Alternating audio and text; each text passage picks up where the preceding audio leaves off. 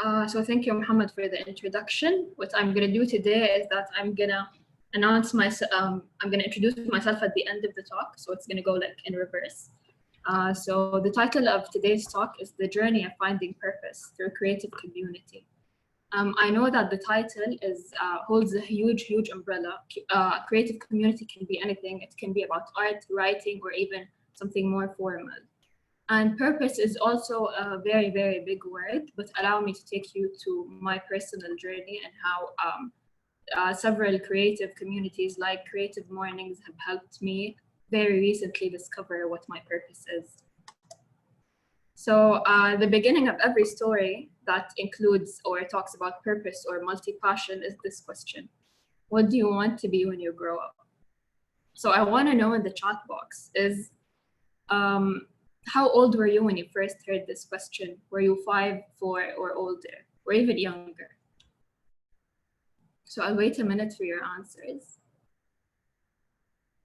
12, 4, 5, okay, 5, 10, about 15. You're one of the lucky ones, actually. 15, okay, cool. So personally, the first time I was asked this question was when I was in a summer camp when I was 5 years old. On the first day, we were asked to write on huge postcards that we had to wear for the entire month. We had to write what we want to be when we grow up. And I remember how excited I was to write on that small piece of paper a list of all the things that I want to be. At that time, growing up with 2 parents who are both doctors, I obviously wanted to be a doctor, like my mom and dad. But I also wanted to be a chef because I loved decorating cupcakes. And I wanted to be an artist, and I wanted to be an actress, and I wanted to be a scientist, and I wanted to be a fashion designer. So I wrote all of these things in my postcards, and I was met by one of the instructors spontaneously told me that you have to pick at least 2, or preferably 1. And that's when the question popped up in my head: why do I have to pick one thing? And I felt pressured at the moment. That was my first experience and earliest experience with anxiety. It didn't make sense that at this age I have to choose one thing. And most of us have been asked this question when we were 4 or 5. But at the end of the day, the response that we're probably going to get is no. You can't be a violin maker and a psychologist.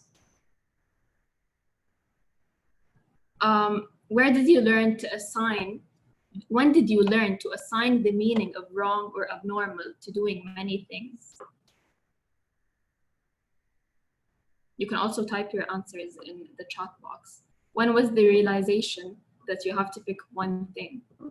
If you can't pick an age, you can just name a period of your life. It can be high school or elementary school, last year. Okay.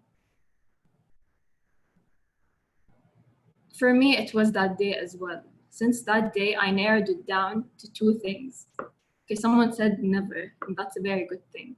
So at that day, I had to narrow it down to 2 things. I had the poster they gave us at the end of the camp somewhere, but I lost it. So it said eye doctor and fashion designer.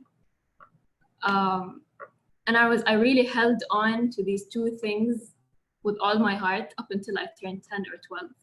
And then I ended up not being either an eye doctor or a fashion designer, and I'm not interested in either anymore. So as I said before, the response we're going to get is no, you can't be a violin maker and a psychologist. But actually, there is a violin maker and psychologist who is Dr. Bob Childs. He's a luthier, which is the formal word for violin maker, and he has a PhD in psychotherapy. And this is also Amy. She's a magazine editor, illustrator, and an entrepreneur.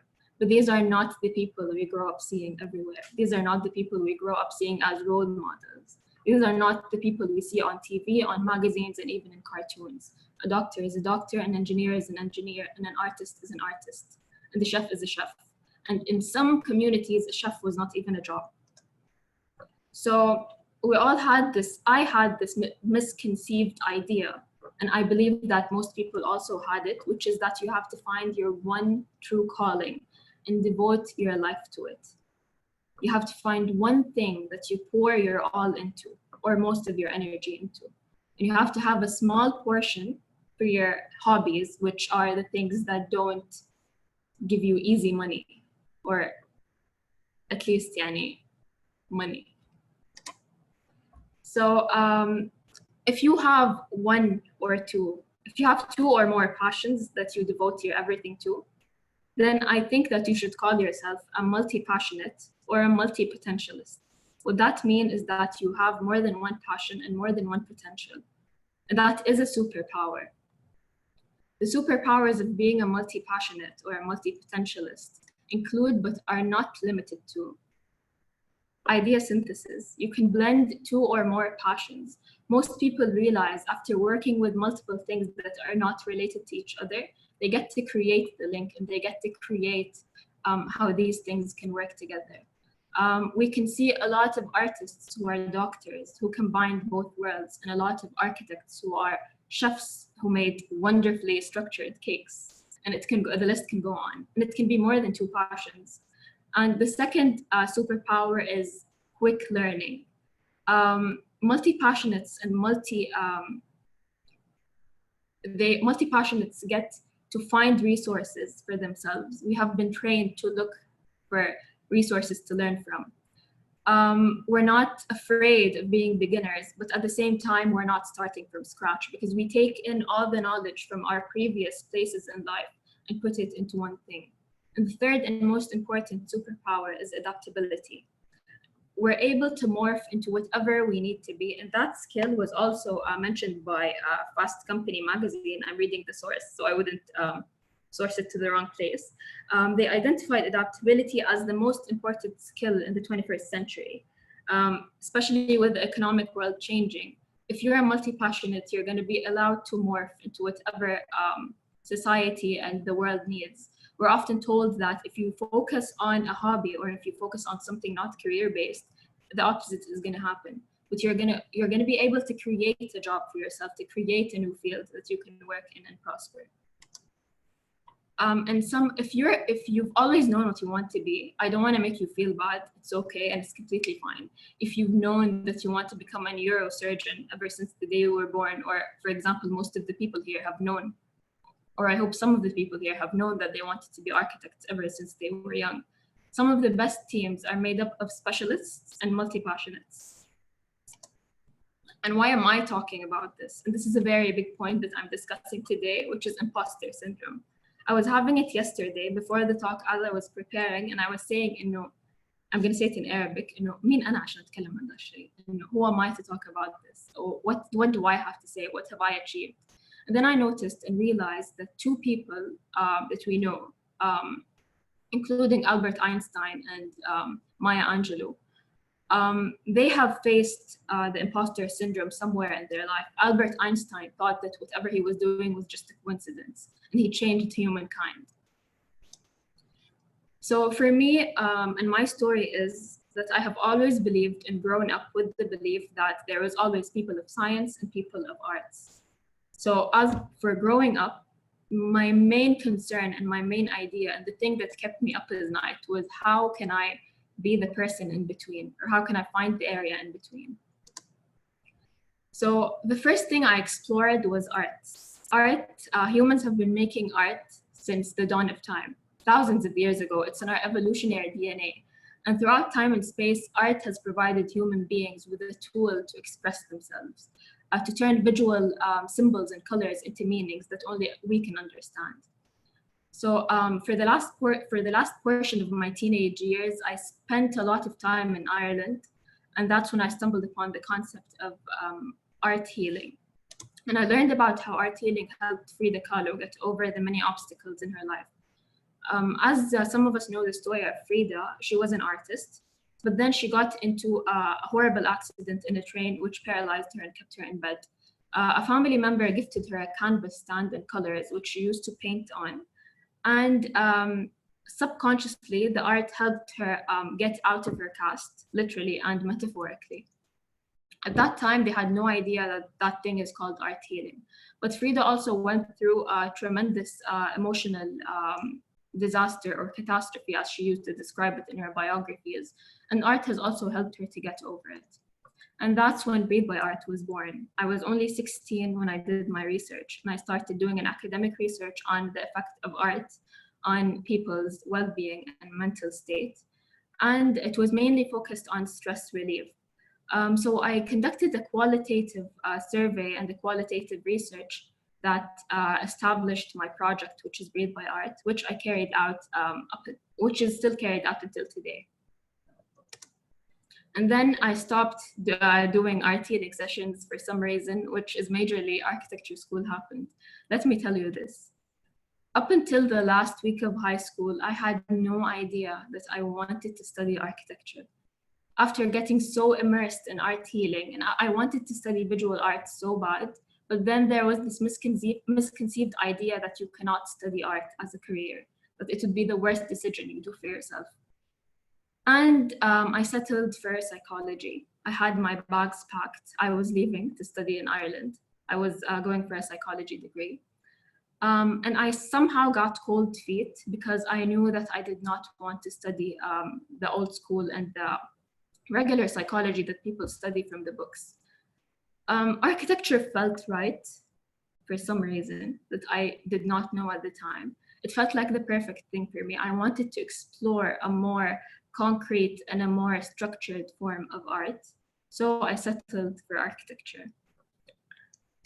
Once I went into architecture, I had it, today I have it into phases, and I'm still gonna add more phases to it because I'm still not a graduate.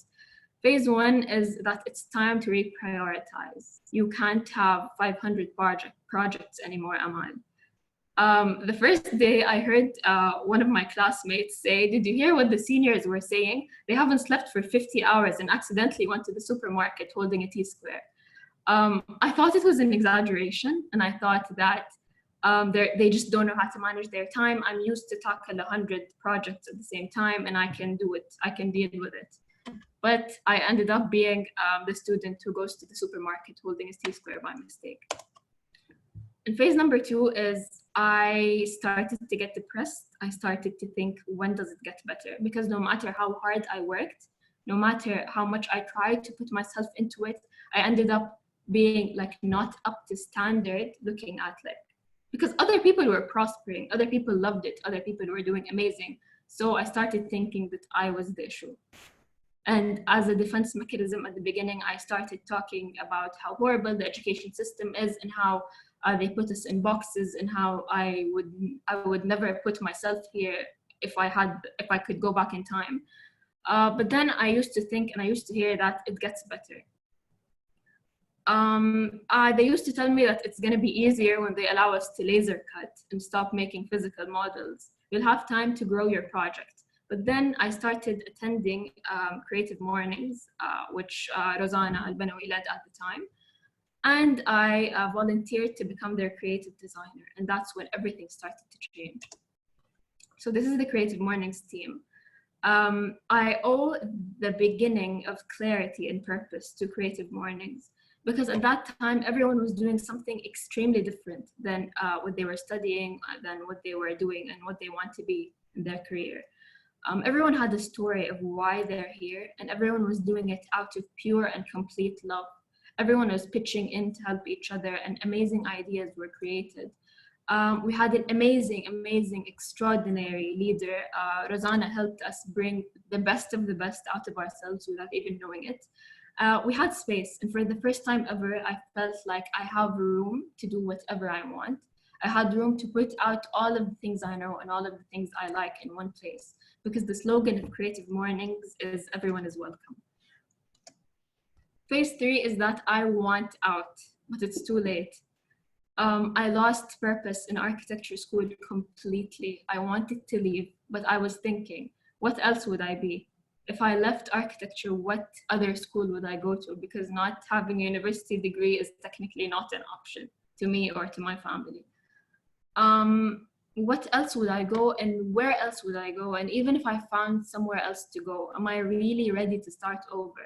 And what if I end up where I am now, again, wanting to leave the other thing that I moved into? I started losing interest. I stopped working for university completely.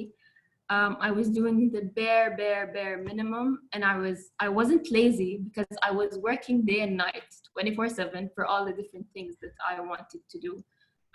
I was at that semester, I started putting more effort into studying art therapy and therapeutical art life coaching, because I wanted to boost my career in art healing, which is the main thing that I want to do. I got into a bubble, and I really hated it. The only way I could imagine walking into university is that I would stay for 15 to 30 minutes in my car thinking, what am I doing here? And why am I forcing myself to do this? Because let me tell you one thing, I'm not one of those people who are forced by their parents to study a specific thing. I grew up to my mom telling me that you can study whatever you want, you can do whatever you want, as long as you have a university degree and as long as you're number one at what you are.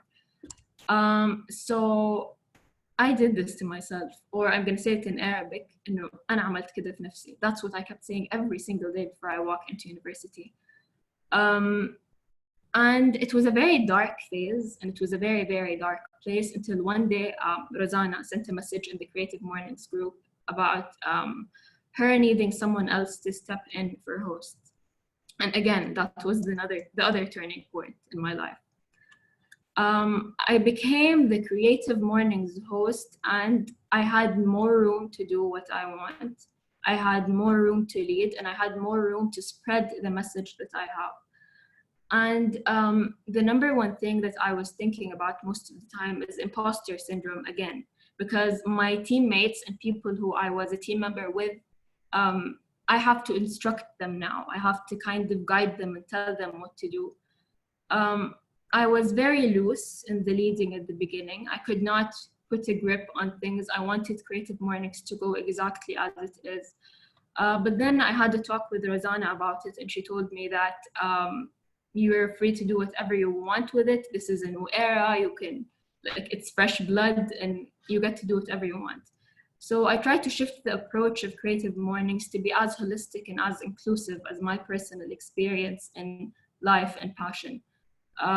I tried to include more fields and more conversations and give people more space to talk. And that's how I walked into the fourth phase, which I am in now, which is go back to the why. I got this advice when I was 16. I was an intern in Humming Tree community. Again, it's one of the very first communities that I was exposed to. She told me before starting hosting my art healing sessions, she told me that you should always have a strong why before you start something. So I completely neglected architecture at the previous stage of my life, but I sat with myself and I started to have a conversation, a complete dialogue of me talking with myself. I started to ask myself, what is the why behind every single thing that I'm doing? Why did I invest in art healing? My answer was to make art more humanized, and not about how good or bad your artwork is, to make it more personal and with a human touch, and with no standards. Why did I pour my soul in Creative Mornings? I wanted to take part in more humanized community conversations where we talk truly about who we are as humans. And why did I choose to study architecture? And that was where the answer came up. I wanted to understand spaces. I didn't want to create them. I wanted to know how they were and how they are now, and how to make my relationship with the spaces around me more humanized. I realized that the reason I was not prospering in the way I expected myself to be is that I wanted this experience to be more personal. I wanted to understand. And now I realize that it's all connected. And I have one general purpose that applies to every single thing that I do and that I choose to do and that I will choose to do in the future. I wanted to make rigid experiences more humanized, because at some point, art can be rigid. Art can be criticized very harshly. And I wanted to make that experience less rigid and more humanized. Talks and Creative Mornings is a monthly talk series. So talks and lectures are becoming more rigid. They need to become more purposeful. The speaker needs to be extremely fluent, and the reason I joined Creative Mornings is because it's making that rigid experience of talks more humanized and more like a conversation. And now with architecture, I realized that I want to make my experience more humanized with the spaces. And the main thing that made me realize that and make that realization concrete is the COVID-19 era of Creative Mornings. Every single person in the team was facing their own hardships. And at the end of the day, we ended up creating the most successful talks we've ever done in the past 4 years, and they were all online. So the steps I followed to unlock my purpose through creative community from a multi-passionate perspective. Again, this is my story and you can create your own. The first step is to have a strong why behind everything you do. So you can always go back to it when you're at loss of purpose. When you have a strong why, you can go back to it whenever you feel like you don't belong or that you don't want to do it anymore. And sometimes after knowing and realizing your why, you might realize that you have fulfilled your purpose and you're willing to let that thing go. For example, if once upon a time I feel like my why is fulfilled for Creative Mornings, I would be completely ready to pass it on to the next person with love. It goes both ways. You can either choose to stay because of the why or choose to move on because of the why. The second thing is the most interesting thing. Have conversations with yourself. Have full-on conversations with yourself. If you're feeling something strange, you can just stop and ask yourself, why are you feeling like this? Speak to yourself as a second person and not as an internal person. Why do you want to do this? And go ahead and answer yourself. Have a full-on conversation. The third thing is that listen to people's experience, but filter it, because not everything will apply to you. For a period of my life, I heard people talking about dropping out of universities when they felt at loss of passion. The thought was very intimidating and it was amazing to me at the time. And I really, really wanted to do it. But something felt wrong to me. I really did not feel like that was my thing. If I have followed someone else's story and someone else's advice, even if it worked out to them, if it did not feel right to me, then it's not what I should follow. And always follow your intuition. I know it might be hard to recognize if it's intuition or if it's anxiety, but it all takes work. It all works with the internal conversations. And the fourth step is don't act too tough, but don't let discouragement get to you. Don't act like you've got it all together. It's okay to say that you messed up at some point. It's okay to ask for help, but at the same time, don't take criticism for someone you won't go to advice for. If I'm not going to take your advice, if I would never go to you for advice, I wouldn't come back to you for criticism. This doesn't always apply, but it's more of a general rule. The world is not rainbows and butterflies. Criticism can sometimes be out of love, but it can sometimes not be. It can sometimes be to destroy you. So you need to filter the energy and you need to sense where that person is coming from. Always run things by your mind. And that's how I got to realize which criticism is out of love and which criticism is just, I wouldn't call it hate, but it's from a bad place. The fifth step is don't stress it. Don't go out seeking and looking for your purpose. It will eventually come to you. Just live with flow and intention. Do everything you do intentionally and with meaning. Don't just go live in flow, but don't go with the flow. It's not like you're just going to follow a trend or do something because everyone else is doing it. Just find your personal rhythm. There's a prayer that I always like to say, especially when I'm stuck. Allahumma rabb as-sa'a wal-ittisa' da'ni haythu uhibbu antami. And this is the English translation. What it basically means is that what it means to me is that we're all seeking a place that we're going to get to eventually. We might not feel like we've got there, but every single day we're getting closer, and every single day we're closer to our purpose and we're closer to the place that we're supposed to be. Staying in a place that you do not love or that you don't feel like you belong is terrifying. It's horrible. I have experienced it for over a year during university studies, but then I was able to create my space, and I'm still trying to create my space. These are 3 books that helped me through my journey, and I would like to recommend them to you. The first book is Why Do I Feel Like an Imposter? It's how to understand and cope with the imposter syndrome. This is the most recent read. How to Be Everything is a guide for those who still don't know what they want to be when they grow up. It's very relevant. And a more interactive book is The Renaissance Soul. It's a guide where you get to interact with the pages. It's not like a hard read. The reason it's called the Renaissance Soul is because in the Renaissance period, people were encouraged to have multi-passions and to be experts at more than one thing that are extremely not related. And I would like to take this chance at the end of the talk to urge you all to donate to the recent catastrophe that happened. If you're from Saudi Arabia, please follow the rules and donate to locally accredited, which is the King Salman Humanitarian Aid and Relief. And if you're outside of KSA, you can donate to multiple sides, which includes Impact Lebanon. Okay, I guess that's it. Thank you. Thank you, Amal. We will take questions now. I'm going to read the questions that are already in the chat for now. To personalize the experience, yes. Have you considered deaf space design? It's fascinating and it's about human as design can be. I have not heard about it before, but thank you for letting me know.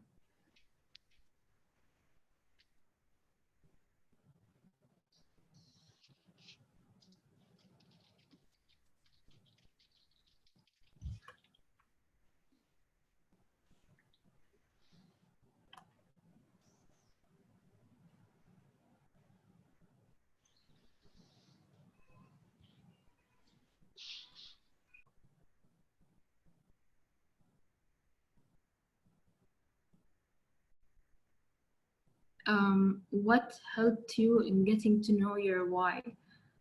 I think that knowing your why is not something you do afterwards. It's more like an intention before starting something. Like the tip is to put a concrete and solid why. Like before you start a project or a decision, it's not just about projects. Maybe it's about interactions or relationships in life. You don't have to put it, but it's encouraged to have a concrete reason that you go back to when you feel that you're losing your purpose. I hope that answers your question. Besides Creative Mornings, what other activities do you do that make you happy and indulge your creativity? I've always loved art, but for the past couple of years, I have stopped making art, as in like art pieces that I put up in my wall, because I have been more exposed to the harsh standards of art and what an artist should be like. And Imposter Syndrome again, and if I'm allowed to call myself an artist or not. So art is a very, very big part of my life. And I know you said besides Creative Mornings, but it's community in general. Before starting Creative Mornings, I used to intern at a place called Humming Tree Community, which is a co-working office, but a community at the same time, which goes under the umbrella of well-being and art. That was also a very crucial stage of my life. So it's more of community engagement and interaction, humanism, and art. How do you stay positive? I try. I still don't know an answer. I try to stay positive, but I allow myself to not be positive when I don't have to be. You need to be realistic. When it doesn't require me to be positive, I'm just not positive. But I try to put myself back into the place of positivity. I feel that even if you have multiple passions, they can be somehow connected. Yes, I'm a teacher, a writer, and I love technology. Is there a problem in being more than one thing? Definitely not. And yes, you can find the connections, but sometimes it's extremely different. And sometimes it's very hard to find the connection. Some connections are more difficult than others. And also if you're not able to find the connection, it's not a bad thing either. You can have like two parts of you that prosper in different areas. I think someone is raising their hand, but I don't know how to, if Muhammad can help me. Thank you, Amal. I'm sure that, this architecture can be very human, very therapeutic. Definitely. It depends on your approach, your values, and your principle. That's the thing that I did not realize at the beginning of my years. I really treated it as a concrete thing, and I really wanted to follow it step by step. I did not put effort to find my personal approach, or how I want to be my personal journey in it. And that's why I went back to why I joined architecture school, and I realized that I want to learn how it can be therapeutic and how it can be humanized. And yeah. How do you deal with burnout, as that's more common in multi-passionates? That's very true, and that's a very, very good point. Burnout, I experience burnout almost once every couple of months, and the only reason I deal with it is to take a couple of days off everything. I stop doing everything related to, not just related to one thing. I stop doing everything that is work or anything that requires effort. And maybe that could be one of the reasons that help you one of the mechanisms that help you deal with burnout. I was thinking that I'm still young to share experience. However, after this session, you made me rethink it. Thank you so much. I'm gonna check your the link that you shared. Okay, so the mic is open. Hello. Hello, hi. Thank you, Amal, for the presentation on this platform. We, over the past few months, we've seen and discussed a lot of creative solutions, but today it's the first time we talk about the creative mind itself. I can't say I'm an expert, but it's my hunch that this possibly might be connected to a greater, existential question. And my question to you is, what is the role of faith and religion, in creating a solid ground for a person to move on in their lives, and answer some of these questions that came up today? Thank you. For me, the area of faith and religion that I go back to a lot is, I don't know how to say it in English, بس النصيب. أو إنه كل شيء مكتوب. Everything is written and everything is destined. So whenever I feel lost, the thought that comes up to my head, at the end of the day, it's all written and it's all meant to be, but I have to work for it. It's not like I'm just gonna sit and wait for what comes to me, and I'm not gonna sit and wait for my passion to reveal exactly fate. So that's the area I tackle most out of religion and creating solid ground. I hope that answers your question.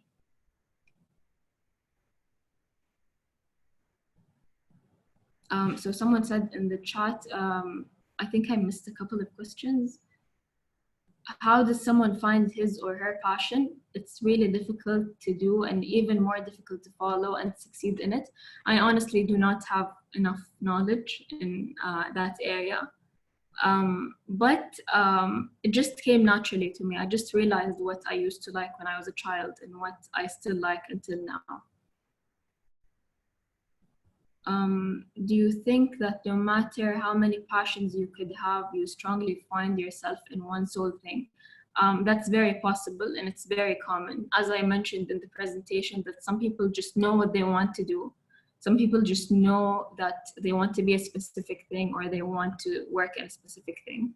And that's completely fine, and it's very common. And also, the best teams are made of specialists and multi-passionates, and that's how it works.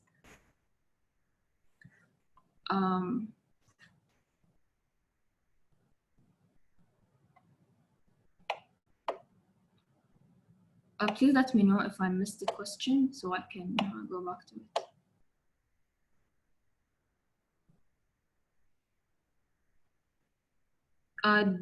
As an architect, do you think today's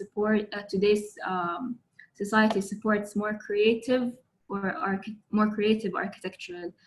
I wouldn't call myself an architect yet. I'm still going on to my 4th year. But from a personal perspective, I think that society supports both. Depends to where you go in society.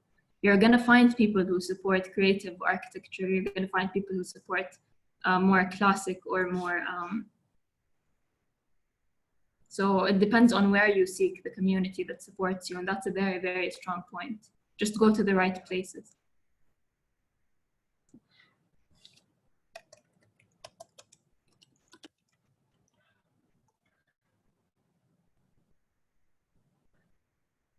The world needs more women architects.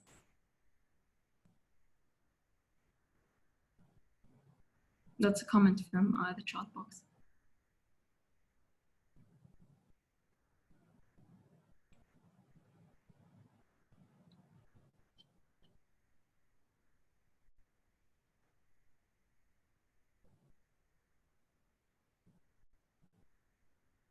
Okay, so if you guys have more questions, please type them in the chat box. Or I don't know if you're allowed to unmute, but you can also just have a conversation and it's completely fine.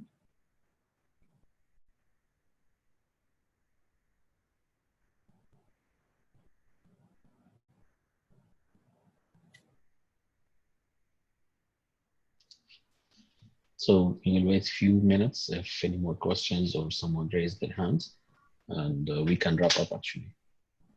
Yeah.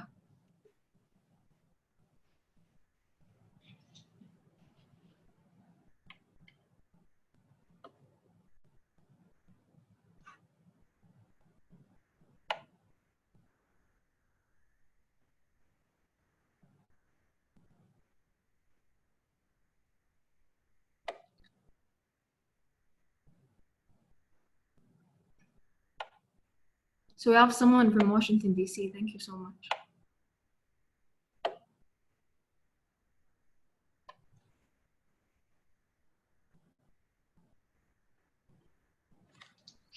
So do you think we should wrap up? Yeah, I guess that's it. So what's your advice for the architecture students? Since we are in ArchiNet and this is the first creative talk, and since actually your story is actually about architecture in terms of your career, I mean. Yeah, the thing I want to say is that the thing that I personally struggled with is that I couldn't listen to someone who I can relate to. Thank you so much, ArchiNet, for giving me the platform, because all the platforms put up people who are prospering and who are extremely passionate and who are extremely loving and who put their all into architecture. But there are other people who love it, but they don't feel like they're prospering as much as they should. So my advice is don't give up until you try your absolute best. And always have a why. That's the main thing I would like everyone to take out of this, is that you should always have a strong reason of why you start or do anything, so you can go back to it whenever you feel that you lost your purpose.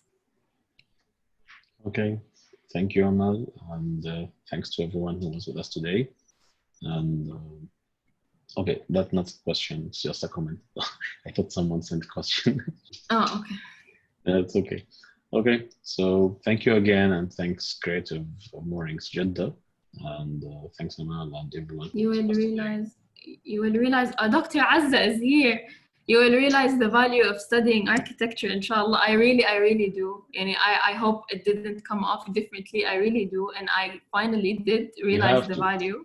Yes, yes, I realized the value, but it was tough and it was difficult. And what my advice to everyone studying architecture who find themselves at the place that I was in a couple of weeks or months ago is personalize your journey. Don't do it the way that everyone else is doing it. So inshallah, Dr. Azza, stay with us, inshallah. Yeah, I think Mr. Atif still have a question. Yes.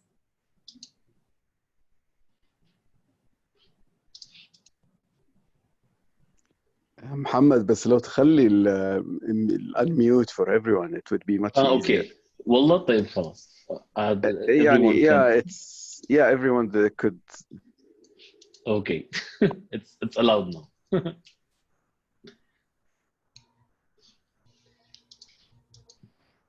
Allah, I have nothing to add to Amal. يعني she knows we talked sometimes, but يعني I think she didn't give herself a chance at the beginning. يعني she knows that I'm very much for architecture, and يعني she knows that it can be a very tiny, helpful, human, community-based. It depends on where you put yourself with your architectural knowledge. I think she would be a great architect, despite her refusal. But inshallah, she will find out later, and we will be very proud of her, inshallah. inshallah. Inshallah. شكرا دكتور عز. Just hang in there, ya Amal. Inshallah. Look, I've had multiple conversations with Dr. Azza about how frustrated I was in the specific period where I really wanted to drop out. Honestly, it's not just because she's here, but she's been very encouraging to me specifically. And she always kept telling me that it doesn't have to be one thing. You don't have to work in a consultancy and just do buildings. There's 1,000 million ways where you can participate or contribute or use your knowledge. So, yeah. Inshallah. Okay. So I'm still eager to ask a question. Since we are speaking about architecture now, before it was more general, but and you are still a student, do you think if you studied somewhere else or in a different environment, let us say, it would have been different? I know this is hypothetical, but maybe. But, I mean, you pointed out that you wanted to study something else altogether before psychology. Yeah. So is it, is it the subject that you wanted that would make a difference, or where you study it, which has, I think, probably a heavier weight in your experience? I personally don't know, but since you thought a lot about this, and it seems to have charted your way through, I don't know. I studied architecture myself, and probably it's a long time ago, but maybe I think I had the same questions somehow, but they were not focused or very intense. I just sang along basically. So I don't know.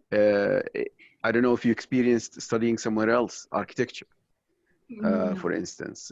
So I don't know if the place or the subculture of the place, or I don't know, weather, or I don't know. It could. These are, maybe important factors in creating this impression within you or anyone else, about what they are doing, to encourage or discourage, the continuation. So if you could comment on this, I don't think there is a clear-cut I really don't think that it could have been different for me. If it's not the place and it's not the environment, it was how I approached it.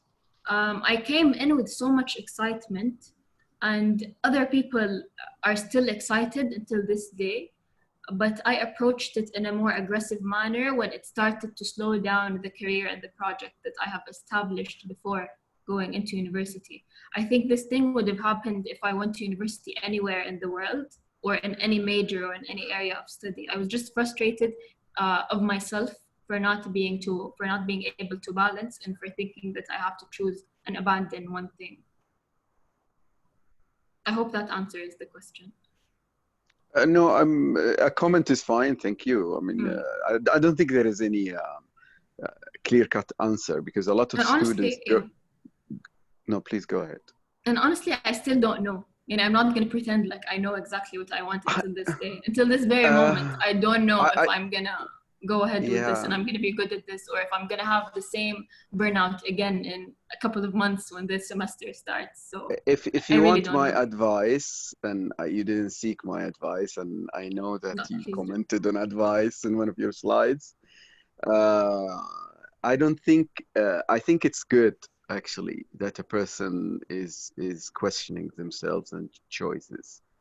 That is exactly where the engine for progress, takes its energy from. I can't expect a person in their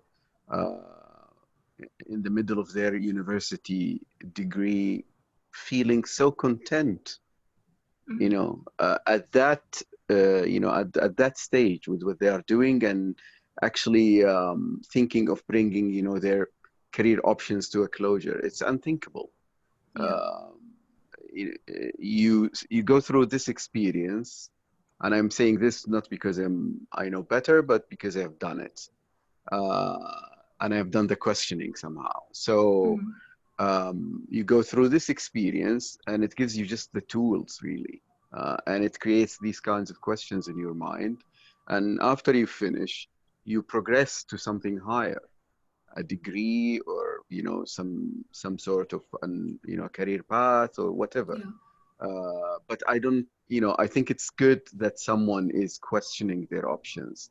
I don't think anybody who is creative or productive is the kind of person who's content with what they have done.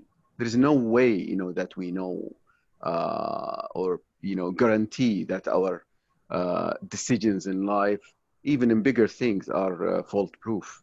It's impossible. So I think, you know, and I'll give you a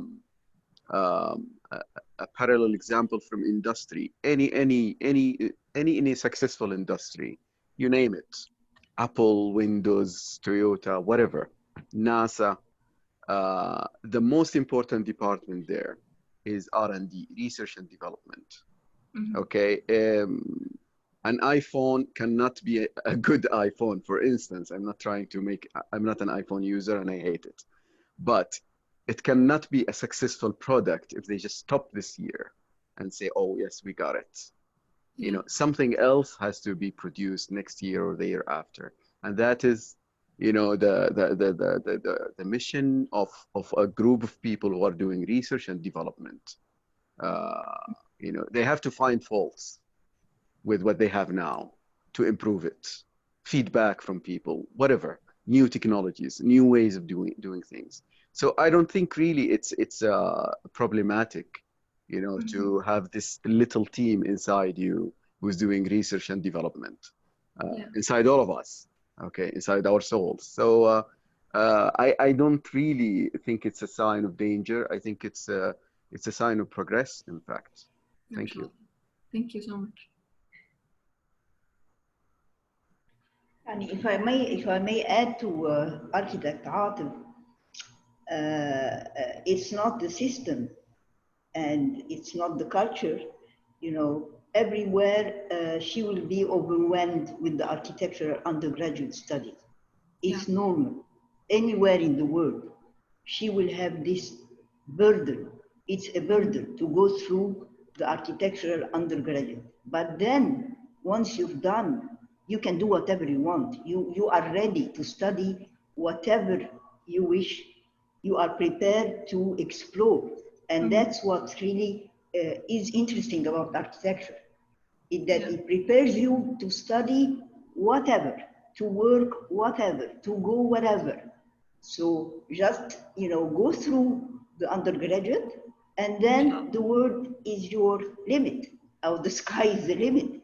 Go anywhere, study wherever, do whatever you want, you're prepared. But just go through this. It is difficult, it is overwhelming, we all know it, but just go through it and be confident that you are in the right path. Inshallah. I'm not really arguing, but to blame the system or the place, I don't think so. Yeah, definitely. That's why I answered. It's Dar al-Hikmah or Saudi Arabia or the Arab region. It is what it is. That's exactly what I answered, Mr. Atif, that it would still be the same. I'm just answering Architect Atif because he is questioning if you were probably in another place you would have more, you know, options open to you. I agree, but you still have it. You still have the options in front of you. You go for a master, you travel, you explore. You're still young. So, and it's not a matter of young, wallah, and I'm very old, but I'm still learning, attending lectures, webinars, ويعني trying to learn لحد لما موت إن شاء الله. it's normal يعني. you're still very young to يعني feel that لا يعني you are in the right path إن شاء الله. Yes. I'm confident of that, inshallah. This is why I said, if I was anywhere else in the world, I would still feel the same, and I would still experience the same thing. It's about how I approach it. So. if I can. لا مساء الخير دكتور عزة، كيف صحتك؟ أهلا بيك باشمهندس عوض. It's good to hear your voice again. وحضرتك والله thank you so much. Allah يخليكي. I have a question, to the organizers. Why are we speaking in English if we are all here speaking Arabic? Just my answer? Yes. Because this is a collaboration with Creatie Mornings platform, and we have multiple people from all around the world. Okay. We chose to mind. be more inclusive. Yes. Sure, absolutely, yeah. Because it's creative afternoon here, so it's not. It's not creative morning. But okay. Yeah, exactly. Okay, so someone said I'm in Texas. Okay, yeah, sure. Welcome from Texas. No, just to answer, to comment on Dr. Azza is a friend, and I consider her a mentor as well. And I think also, institutions is one factor, so we cannot rule it out. Really, it's one of the variables that we should test, just like we test ourselves, the environment, and everything else. It doesn't mean any negative criticism. However, I think this is also a good point for institutions, schools, or organizations that are responsible for quality of education to also, research and development themselves. To be able to cater for a wider spectrum of audience, students, their rack and file, basically. So it's good, I wish, because I used to teach in university before, and I came across these questions, but we, to be honest, I will not say which university, but we were, at that time, my school where I was teaching was the least responsive to student needs, and it could have been made much easier for everyone with simple questions like these. That's why I'm discussing or raising the question of the educational environment, including the school or the system itself, or that's what I wanted to say. So it goes both ways, actually. The soul searching, is as correct and right for the individual, and equally correct and right for the institution. Thank you. والله أنا I agree architect عاطف for sure يعني. تاني it's not very complicated. It is there. It's just that now, in general, I'm not talking about any specific. University education is becoming, again, under so much, what can I say, institutionalization. We are all the time under the pressures of accreditation, of curriculum review, of really, يعني, so we do try to give time to our students, to advise them, to direct them to, even if they have some interest in some area, to select their electives in such a way that they can actually, study something in addition to their core courses. It is there. It is a matter of the students realizing that they are now in the university and they have the freedom to choose and decide for themselves, for the advisors to really direct their students. But in general, university education now, and it's not only again in our part of the world, it's all over the world, these ideas of accreditation, of curriculums, of program learning outcomes and calculations and assessment, and is taking over you know, I mean, we all learned in architectural schools where the only reference for us were our faculty, our professors, and we learned perfectly. They were the only ones who really assess us, decide what the syllabus will have. Everything was normal until this new age, what I'm calling a new age in education. And it's not only in architecture, it's in all schools where this idea of, you know, assessment and measurements, it is good, but it's taken too much to an extreme.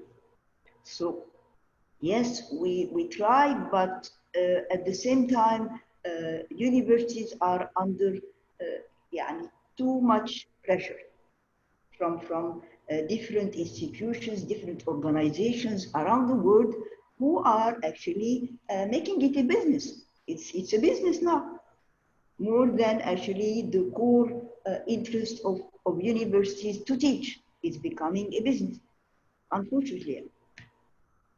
So that's another conversation. I don't want to take over the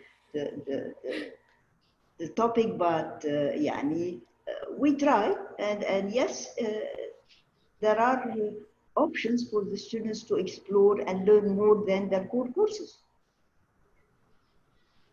True. Yeah.